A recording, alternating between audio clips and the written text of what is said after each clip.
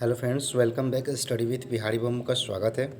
चलिए आज हम लाए हैं अगला जो टॉपिक है। थोड़ा सा देखिए इसमें जो वीक 131 जो है हिस्ट्री की बीईजी वर्ड्स जो हैं, ठीक है। तो उसमें क्या हुआ है कि सत्य में ज्योति हम लोग पढ़ चुके थे। देखिए यहाँ पर जो पैराग्राफ है जो डिब्बे में घेरा हुआ है, ठीक है, यहाँ पर देख सकते हैं। तो आज चलिए थोड़ा सा इसमें इसके बारे में हम पढ़ लेते हैं, ठीक है। देखिए हमने कल पढ़ा था सत्य में जयते, यानी कि सत्य का विजय हो हमेशा, ठीक है। क्योंकि सत्य का विजय हो, केवल सत्य ही जो है उसे सत्य ही कहा जाए, ठीक है। उसे झुठलाया ना जाए, ठीक है। ये जो जो नारा किया है सत्य में जयते, ये जो है अपने हमें बताया था कल कि 1918 में जो भारतीय राष्ट्रीय कांग्रेस, ठीक है, जो उस समय थे, जो पंडित मोहन, ठीक है, मदन मोहन, ठीक है, मालदीव द्वारा जो है व्यापक रूप में जो है राष्ट्र के में उपयोग में लाए, ठीक है, राष्ट्र के लिए, ठीक है। चलिए आगे हम थोड़ा सा इसमें देखेंगे। देखिए यहाँ पर संपूर्ण वैदिक साहित्य को ईश्वर द्वारा प्रकट किया जाना जो किया माना जाता है, ठीक है। क्योंकि जो है ईश्वर का जो ही आया होगा यह शब्द माना जाता है ऐसा, ठीक है। सत्य में जयते, ठीक है। चलिए आगे देखते हैं। इसलिए इसे पवित्र माना जाता है। कालक्रम में 1000 साल तक फैला हुआ है, कुछ हिस्से में पहले ही अवधि में, कुछ बाद में अवधि में, ठीक है। ऋग्वेद में जैसे बताया था कि सबसे पुराना आपका जो है ग्रंथ है। ऋग्वेद की पुस्तकें जो है 2 से 7 में सबसे प्राचीन है, ठीक है। इसे पारिवारिक पुस्तकें भी कहा जाता है, क्योंकि प्रत्येक को ऋषियों की एक विशेष परिवार द्वारा ही परंपरा के अनुसार बताया रचित किया गया हुआ है, ठीक है। तो इतना साल जब हुआ सत्यमेव जयते का जो है इस तरह से हम लोग क्या स्रोत हमको मालूम चल रहा है कौन चीज़ कहाँ से आया, ठीक है, किस तरह से आया। आगे हम देखेंगे इसमें। देखिए यहाँ पर आगे में आपका इम्पोर्टेंट है कौटिल्य का अर्थशास्त्र, ठीक है। और ये सब जो है ऊपर में आपका नारद स्मृति यागम से ये सब हम पढ़ सकते हैं आप, ठीक है। उतना खास नहीं है, लेकिन जो है कौटिल्य का अर्थशास्त्र हम पढ़ेंगे, ठीक है। देखिएगा यहाँ पर कौटिल्य का अर्थशास्त्र में जो कौटिल्य जो है महान जो अर्थशास्त्र, ठीक है।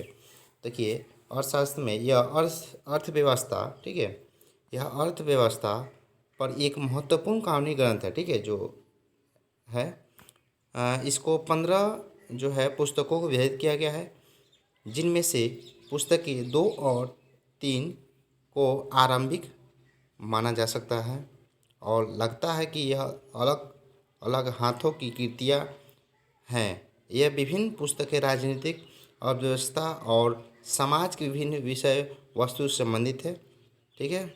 क्राइस्ट की जो आरंभिक शताब्दियों में इसे अंतिम रूप दिया गया, ठीक है। देखिए यहाँ पर हालांकि शुरुआत में जो क्या हुआ था कि मौर्य काल की स्थिति जो है समाज को दर्शाते थे, ठीक है। मौर्य जो काल था, मौर्य से जो है स्टार्ट हुआ था। तो वहाँ पर क्या है जो है आपका जो दर्शाते गया है स्थिति, ठीक है, मौर्य काल से ही। यह प्रारंभिक भारतीय राजनीतिक अर्थव्यवस्था के अध्ययन के लिए समृद्ध सामग्री प्रदान करती है। ऐसा प्रतीत होता है कि अर्थशास्त्र के अंतिम संस्करण से पहले भी राजकीय वस्तु लेखक अध्यापन परंपरा थी, क्योंकि कौटिल्य ने अपने पूर्वजों को ऋण को स्वीकार करता है, ठीक है। तो इतना पढ़े हम क्या कौटिल्य के बारे में। कौटिल्य का जो अर्थशास्त्र है इसमें क्या पढ़े, जो 15 पुस्तक जो है इन्हीं पर विभाजित किया गया है। पुस्तक 2 और 3 में जो है जो आरंभिक यानी प्रारंभिक माना गया है, ठीक है, और इसके विषय वस्तु संबंधित भी हैं, ठीक है। आगे आप देख सकते हैं इसमें जो जो है आपका मौर्य काल की स्थिति और समाज के अंतिम रूप दिया गया, ठीक है, ठीक है, दिया गया। चलिए आगे हम देखते हैं महाकाव्य, ठीक है। महाकाव्य देखिए क्या क्या है 1.2.3 में, बहुत ही इम्पोर्टेंट है, थोड़ा सा देख लीजिए, एक सेकेंड। देख सकते हैं यहाँ पर आप जो है महाकाव्य, ठीक है। तो कौन सा है, देखिए यहाँ पर 2 महाकाव्य हैं, रामायण महाभारत, ठीक है, लगभग 500 BC से 500 CE से, ठीक है। तो को भी ऐतिहासिक स्रोत के रूप में इस्तेमाल किया जाता है, ठीक है। ऐतिहासिक स्रोत महाभारत और रामायण में क्या क्या किस तरह के ऐतिहासिक स्रोत मिलते हैं उनमें हम देख रहे हैं, ठीक है। चलिए आगे देखते हैं। आख्यान के रूप में जाने वाले हैं, ठीक है। ये इतिहास जो है एक तरह से आख्यान के रूप में जाने जाते हैं। व्यास जो है लिखित महाभारत पुराण है, ठीक है। महाभारत पुराण पुराना है, एक तरह से सबसे पुराना महाभारत जो है महाकाव्य है, ठीक है। उसके बाद से लगभग 10वीं 4वीं शताब्दी BC की स्थिति में दर्शाता है, ठीक है। इसके बाद जो है महाकाव्य, उसके बाद रामायण है, ठीक है। तो चलिए उसके बाद आगे पढ़ते हैं। इसकी मुख्य कथा और कौरव पांडव संघर्ष करते हैं, ठीक है। संघर्ष में लड़ाई वड़ाई सब युद्ध होती है, ठीक है। और उत्तर वैदिक काल में संबंधित हो सकती है। इनका वर्णनात्मक भाग उत्तर वैदिक काल का हो सकता है। औपनिवेशिक और आमतौर पर मौर्य और गुप्त काल में संबंधित भी है, ठीक है। चलिए आगे देखते हैं। देखिए यह माना जाता है, यहाँ पर थोड़ा सा देखिए, यहाँ पर चित्र के अनुसार भी समझाया गया है, ठीक है। यहाँ आप देख सकते हैं चित्र के अनुसार समझाया गया है कि महाभारत रामायण किस समय क्या क्या था, ठीक है, किस तरह से चित्रकला थी उसमें, ठीक है। देखिए यह माना जाता है कि इसमें लगातार प्रक्षेप बने, चूँकि दोनों महाकाव्यों में हर कुछ समय बाद भाग जोड़े गए, इसलिए इतिहासकारों को इस सामग्री का पाठन क्रिया में जो है सावधानी बरतनी चाहिए। इनकी विभिन्न कालानुक्रमी परतों को ध्यान रखना चाहिए। वे लोकप्रिय साहित्य का प्रतिनिधित्व करते हैं, जिसका आज भी नियमित और औपचारिक रूप से अभिनय किया गया है। इसलिए श्रोताओं को बढ़ती रुचि के साथ उत्साहित कथाकार एवं अध्यय जोड़े गए इस तरह से प्रक्षेप बनने चले आ रहे हैं, ठीक है। तो यहाँ पर देखिएगा, यहाँ पर जो है कहने का मतलब है, जो इतिहास जो महाकाव्य जो है, महाकाव्य से जो भी हमको स्रोत मिल रहे हैं उनको आगे हम देखेंगे उसमें खुदाई भी होती है, कहीं कहीं जो है जगह का नाम दिया गया उसको हम पढ़ेंगे, ठीक है। तो है इन पर ध्यान रखा गया है। परतों पर सामग्री पर इतिहासकार जो है इस पर टिप्पणी करते हैं, जो ठीक है उस पर औपचारिक रूप से जो है अभिनय होते हैं, ठीक है। श्रोताओं या कथाओं और सब देखकर ही कुछ कुछ नए नए शब्द या नए नए उसमें जोड़े गए, ठीक है। तो चलिए उसका एक्सपेरिमेंट भी हुआ है बाद में। देखिए यहाँ पर आप चित्र जो देख सकते हैं, यहाँ पर देखिए, यहाँ जो पहला है, देखिए पहली बार जो मूर्तिकला मंजिल जो महाभारत के दृश्य को दर्शाती है, ठीक है। ये जो है महाभारत के दृश्य को दर्शाती है, ठीक है। देखिए यहाँ पर जो है तीरधनुष लिए हुए हैं। और दूसरी जो है आपका, ये जो है आपका रामायण को दर्शाती है, ठीक है। किसकी? रामायण के दाएं तरफ में जो देखिए यहाँ पर लिखा हुआ है नीचे में, ठीक है। यहाँ पर देख लीजिए, यहाँ पर कि विकिपीडिया के स्रोत से लिया गया, हम नेट पर चाहे तो खोज सकते हैं, ठीक है। चलिए जो है देखिए ये थोड़ा सा पढ़ लेते हैं। वाल्मीकि के रामायण महाभारत की तुलना में अधिक एकीकृत प्रतीत होती है। दोनों महाकाव्यों में वर्णित कुछ स्थलों की खुदाई की गई है, ठीक है। जैसे हमने कहा अभी जो है रामायण की जो है खुदाई की गई है। अयोध्या की खुदाई में उत्तरी काली, पॉलिश, मध्य भांड, अवधि एवं बस्तियों का पता चला है। बहुत सारे जो है बड़े बड़े पिलर मिले हैं, ठीक है, खुदाई में, या बर्तने जो प्राचीन काल के थे वैसे मिले हुए हैं, ठीक है। तो ये सब क्या सबूत है उनका, ठीक है, एक तरह से क्या स्रोत है, ठीक है, प्राचीन काल का, ठीक है। चलिए आगे हम देखते हैं। अयोध्या की खुदाई में उत्तरी काली, पॉलिश, मिद्र भांड एवं अवधि बस्तियों को पता चला है। देखिए इसमें कौन कौन से कैसे, देखिए देख सकते हैं यहाँ पर कौन से जगह क्या क्या मिला है, क्या खुदाई हुआ है, ठीक है। देखिए हस्तिनापुर में, कुरुक्षेत्र में, पानीपत में, ठीक है, बागपत में, मथुरा में, तिलपत में, बैरक में खुदाई की गई है, ठीक है।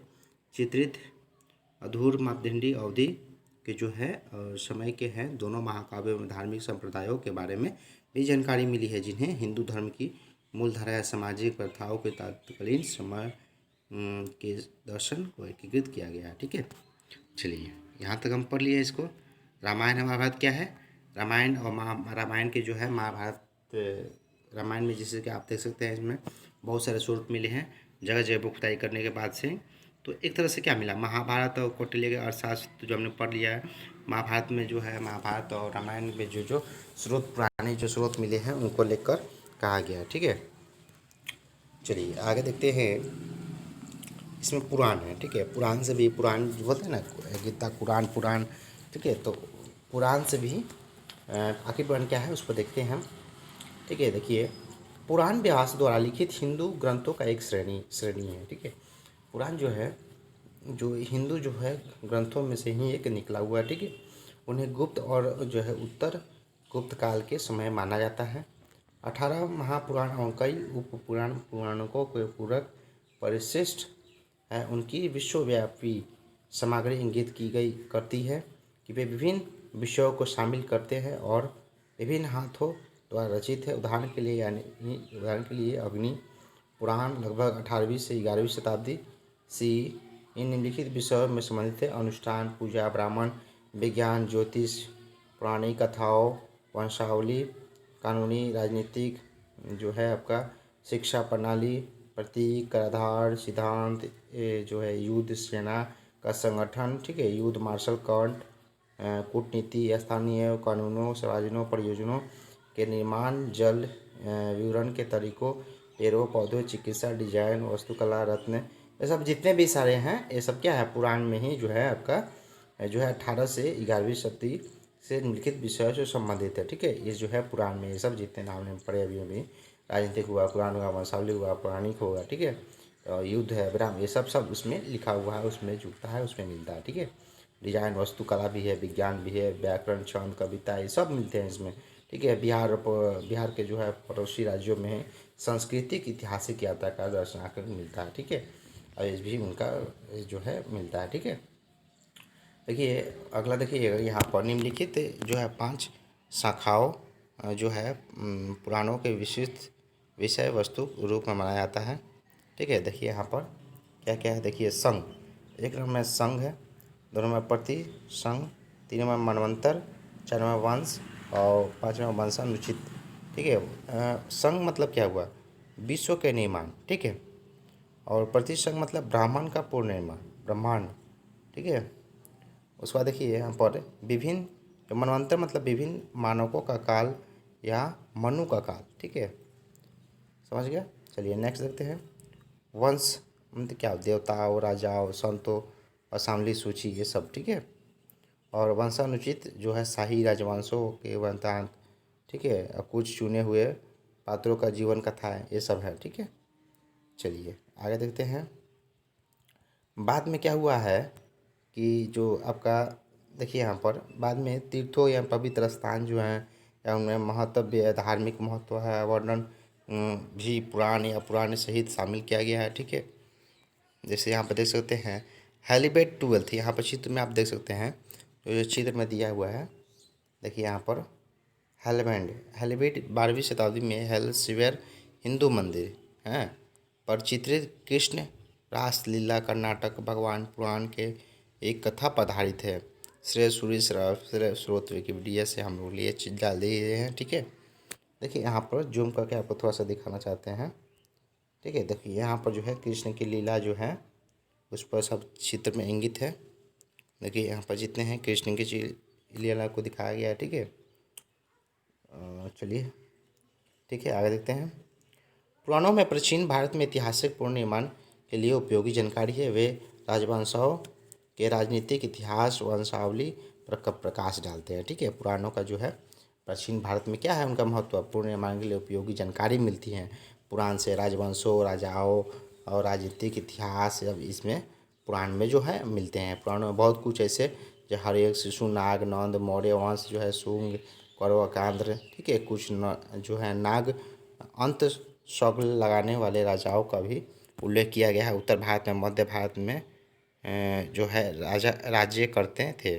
ठीक है, क्या करते थे, जो राजाओं का उल्लेख किया गया है अधिक राजाओं का। ठीक है, वे दिलचस्प बात यह है कि हम किसी अन्य स्रोतों से इन राजाओं के बारे में नहीं जान सकते हैं विदाउट पुराना, मतलब पुराण जो है, पुराण से ही हमें सब जो है एक स्रोत मिलता है पुराने। ठीक है, पुराणों में गुप्त जो राजाओं के साथ वंश सूची समाप्त होती है।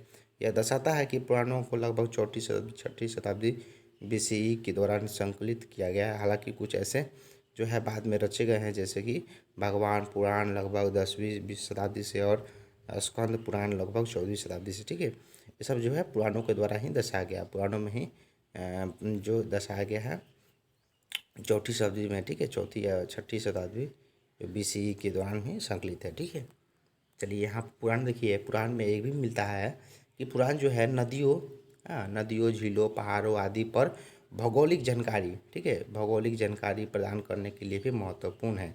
इसलिए वे प्राचीन भारत के ऐतिहासिक भूगोलों को पूर्व निर्माण के लिए महत्वपूर्ण है। क्या है, पुराण। ठीक है, इसके जो है अलावा वे हिंदू धर्म के 3 प्रमुख संप्रदायों एवं वैश्यवाद, शैववाद एवं शक्तिवाद के बारे में जानकारी एक अच्छी मिलती है, एक अच्छे स्रोत है। ठीक है, क्या स्रोत है? पुराने ही एक ऐसा स्रोत है जिससे कि अधिकतर हम पुराने जो है प्राचीन समय की हम जानकारी मिलती है, पूरे राजाओं, धार्मिक या अन्य सब विषयों को लेकर। ठीक है, चलिए आगे देखते हैं। विभिन्न प्रक्रियाओं में विभिन्न पंथ प्रमुख धार्मिक परंपराओं के भीतर कैसे एकीकृत हो गए हैं। गणपति, कृष्णा, ब्रह्मा और कार्तिकेय आदि ऐसे छोटे पंथ जैसे उभरे, यह उनमें जाना जा सकता है। इन पंथों में ब्राह्मणों ने अपने सामाजिक और धार्मिक मूल्यों का प्रसार हेतु वाहन के रूप में प्रयोग किया है। ठीक है, इस तरह से जो है क्या सामाजिक और धार्मिक मूल्यों में जो प्रसार फैलाने का काम किया गया है पुराण के द्वारा। ठीक है, पुराण से भी हम बहुत सारे ही बहुत इम्पोर्टेंट है पुराण, देख लीजिएगा यहाँ पर बहुत सारे हम यहाँ पर जान सकते हैं। ठीक है, सामाजिक से लेकर पूरी लड़ाई, वहाँ जो लड़ाई हुआ या नदी, झील, पहाड़ों। ठीक है, यहाँ पर ऊपर में हम लोग पढ़ चुके हैं, मौर्य काल से सुना आगे सब जितने भी सारे हैं सब सबका पुराणों में ही जिक्र किया गया है। पवित्र स्थान जो है, ठीक है, उसको देख सकते हैं। ठीक है, हम बता दिए यहाँ पुराण क्या है। तो पुराण जो है व्यास द्वारा जो है लिखित हिंदू ग्रंथों में से एक श्रेणी है। हिंदू ग्रंथ जो है उसमें से एक श्रेणी है, एक भाग है। ठीक है, पुराण। ठीक है, चलिए आगे देखते हैं। चलिए आगे देखते हैं संगम साहित्य। तो चलिए इसको रहने देते हैं। ठीक है, संगम साहित्य जो है आपका जो है एक रह गया है संगम साहित्य, और आपका हो गया जीवन वृत्तांत, कविता, नाटक। ठीक है, इसको हम पढ़ लेंगे। ठीक है, उसके बाद से आपका ये जो है 1.3 है, जो आपका स्रोत जो है साहित्यिक स्रोत खत्म हो जाएगी। ठीक है, जो समाप्त हो जाएगी। उसके बाद से आपका चलेगा आपका जो लास्ट जो है आपका ये कुछ कुछ क्वेश्चन है। वेद क्या है, 4 वेदों को समझ टिप्पणी कीजिए और संक्षेप में उन 2 श्रेणियों की चर्चा कीजिए जिनमें प्राचीन भारतीय इतिहास को जानने की जरूरत को व्यक्त किया गया है। हमने पढ़ चुका है, इसको बता देंगे डिटेल से अगले क्लासों में। ठीक है, ऐतिहासिक स्रोत के रूप में पुराणों का प्रकाश डालिए, जिसे अभी हमने कैसे कैसे ऐतिहासिक जो स्रोत कैसे कैसे मिलते हैं उन पर हम प्रकाश डाल देंगे इसको। ठीक है, और सही गलती उसको भी देख लेंगे। ठीक है, उसके बाद हमारा स्टार्ट होगा पुरातात्विक स्रोत, ये भी बहुत ही इंपॉर्टेंट है। साहित्यिक स्रोत पढ़ लिए ग्रंथ से। ठीक है, साहित्यिक स्रोत में क्या है, ग्रंथ जितने भी सारे हैं उनसे बहुत सारे पुरानी महाभारत जो है महाकाव्य है, उनसे हमके बहुत सारे स्रोत हैं जो प्राचीन भारत को हम जान सकते हैं। ठीक है, पता चलता है आपका पुरातात्विक स्रोत है इसमें। ठीक है जी, इसको आगे देखते हैं। पुरातात्विक देखिए स्रोत में क्या है। देखिए यहाँ पर आपका यहाँ पर ध्यान दीजिएगा। ठीक है, यहाँ पर देखिए हमने जो है आपका वैदिक साहित्य खत्म कर लिया, कौटिल्य का साहित्य पढ़ लिया, महाकाव्य पढ़ लिया, पुराण पढ़ लिया। ठीक है, अब आपका 3 रह गया है यहाँ पर संगम साहित्य और जीवन अर्थात कविता, नाटक और बौद्ध एवं जैन साहित्य। ठीक है, तो इसको हम अगले नेक्स्ट क्लास में समाप्त कर देंगे, ख़त्म कर देंगे। उसके बाद से आपका उसके अगले क्लास में जो है आपका पुरातात्विक स्रोत स्टार्ट होगा। ठीक है, जिसमें आपका सिक्के हैं, शिलालेख हैं और स्मारक हैं। ठीक है, उसके बाद से ये यूनिट जो है समाप्त हो जाएगी। ठीक है, चलिए आज के लिए इतना ही रहने देते हैं। ठीक है, अगले दिन जो पढ़ेंगे संगम साहित्य, जीवन वृत्तांत, कविता, नाटक, और आपका लास्ट हो जाएगा आपका बौद्ध और जैन धर्म। ठीक है, चलिए आज के लिए इतना ही रहने देते हैं। जय हिंद, जय भारत।